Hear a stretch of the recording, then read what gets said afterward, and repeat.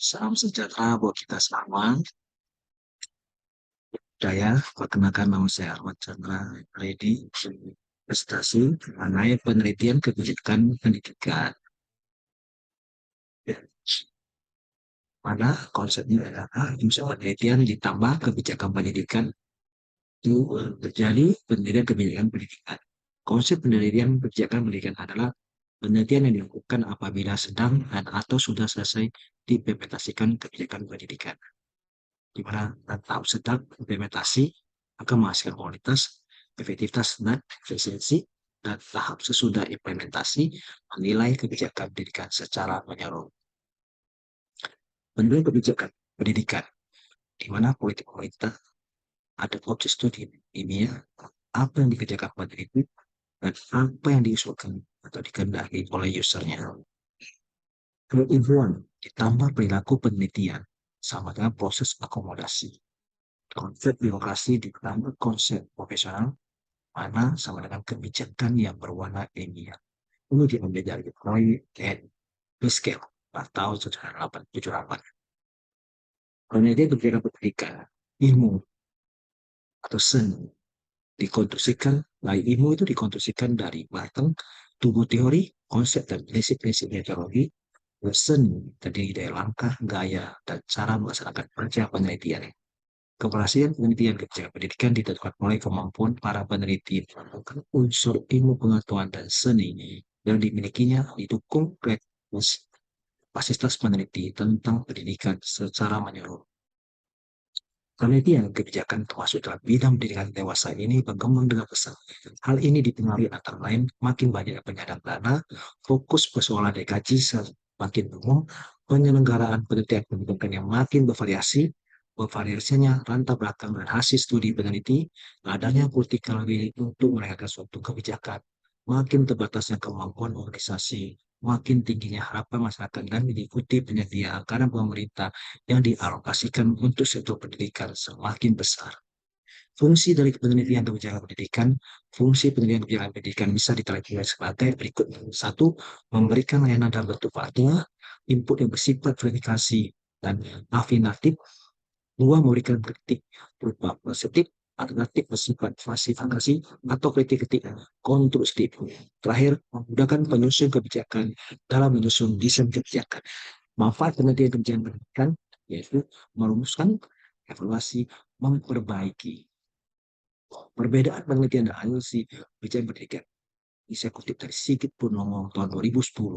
Analisis kebijakan pendidikan, analisis kebijakan pendidikan adalah aktivitas yang dilaksanakan sebelum perumusan kebijakan pendidikan, yaitu analisa tentang kebijakan pendidikan setara atau dapat dipahami sebagai persamaan dari sisi kebijakan pendidikan, yaitu suatu riset dari satu kebijakan pendidikan pernah ada. Di sini ada tabel yang dibuat, yaitu aspek dan penelitian kebijakan pendidikan dan analisa kebijakan pendidikannya. Itu juga saya ambil dari Nugroho tahun 2009 dan Sigit Purnomo tahun 2010. Pada aspek analisa kebijakan pendidikan, kebijakan pendidikan, evaluasi kebijakan pendidikan, dan penelitian kebijakan pendidikan. Khasnya penelitian kebijakan pendidikan terletak pada fokusnya, yaitu yang berorientasi pada tindakan untuk memecahkan masalah pendidikan yang fundamental, strategis, dan memberikan efek praktik. Sedangkan analisis kebijakan pendidikan, educatif, policy analisis, merupakan kajian dari proses pembuatan kebijakan. Misal kebijakan seperti diakui oleh Nidom 186 memiliki sejumlah kelemahan. Kelemahan itu terdiri dari beberapa, yaitu analisis tidak terlalu benar atau tidak salah. Analisis tidak selalu ekspektatif menyelesaikan konflik value dan kepentingan proses serta kerja analisis lama dan biaya lama. Analisis tidak selalu dapat menunjukkan secara lin persoalan mana yang harus diprioritaskan terlebih dahulu. Dan karakter penelitian kebijakan pendidikannya diselenggarakan atas permintaan donatur dan pemerintah. Berfokus pada perusahaan permasalahan masalah peneliti. Penelitian dilakukan secara kajian terhadap sistem organisasi, penelitian juga dilakukan secara kajian dengan peneliti. Fokus penelitian bersifat multi dimensi, orientasi penelitian bersifat invasi industri, menggabungkan dimensi disiplin dan depan, merespon kebutuhan pemakaian hasil studi, memasukkan dimensi kerja sama secara intensif. Di samping itu, Penelitian kebijakan pendidikan dilakukan dengan memperhatikan hal-hal berikut. Ada pemikiran insentif, pemikiran aplikasi platif, dilakukan dengan cepat, tepat, akurat, menggunakan metode yang beragam. Selanjutnya, manajemen atau tata kelola peneliti kebijakan pendidikan dalam wawasan instrumental Indianisme, proses penelitian kebijakan pendidikan memiliki tahapan. Satu, identifikasi dan formulasi masalah pendidikan. Dua, penentuan alternatif kebijakan pendidikan untuk pemecahan masalah.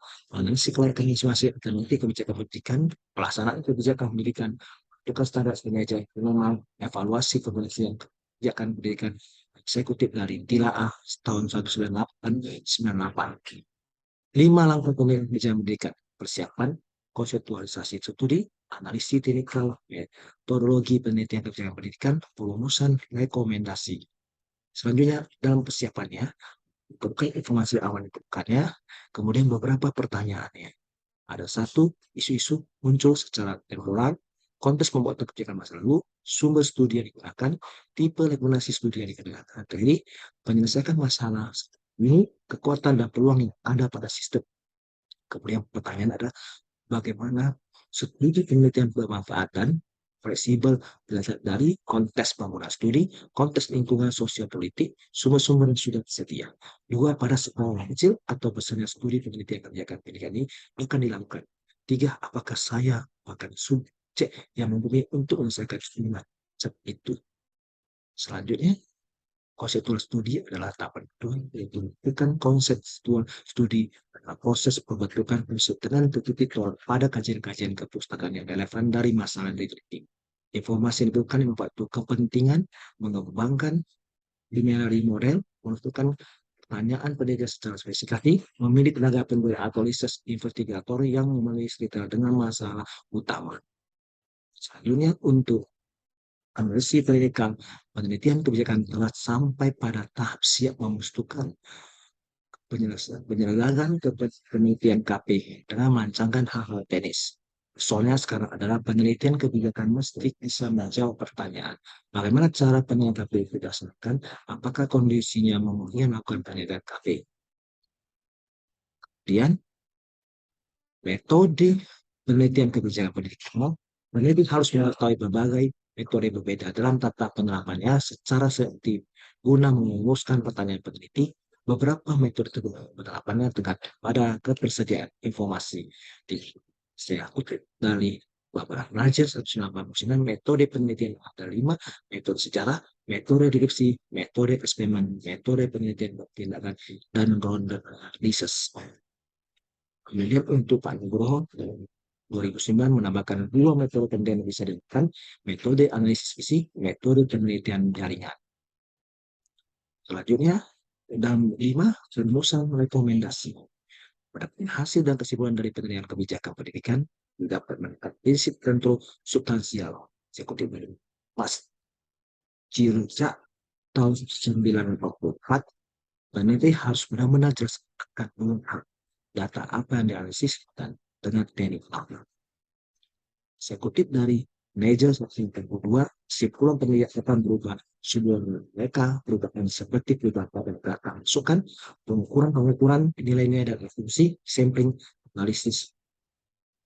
Kemudian pembuatan kebijakan saja melakukan rekomendasi adopsi rekomendasi studi, mengadaptasi rekomendasi studi, membangun rekomendasi studi, menolak rekomendasi studi.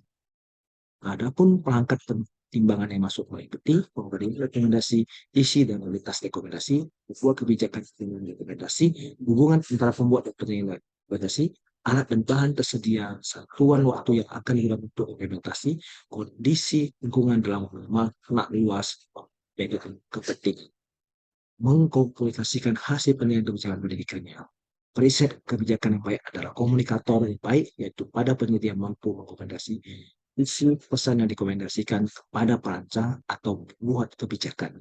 Tugas pendidik kebijakan pendidikan, tugas pembuat kebijakan pendidikan, dan fakta menunjukkan bahwa tanpa keterbukaan, ketertiban, dan komunikasi yang kondusif antara peneliti dengan pembuat kebijakan, usaha peneliti kebijakan akan menjadi sangat kecil nilainya. Jadi kesimpulan yang dapat kita melihat ada 3. 1, penelitian kebijakan pendidikan ada suatu penelitian tentang kebijakan pendidikan ada. Kebijakan pendidikan tentang proses perumusan, implementasi, kinerja, dan lingkungan kebijakan pendidikan. 3. Penelitian kebijakan pendidikan dapat dibedakan dengan analisis, monitoring, dan evaluasi kebijakan pendidikan. Demikian dapat kita sampaikan. Terima kasih. Sadu, sadu, sadu.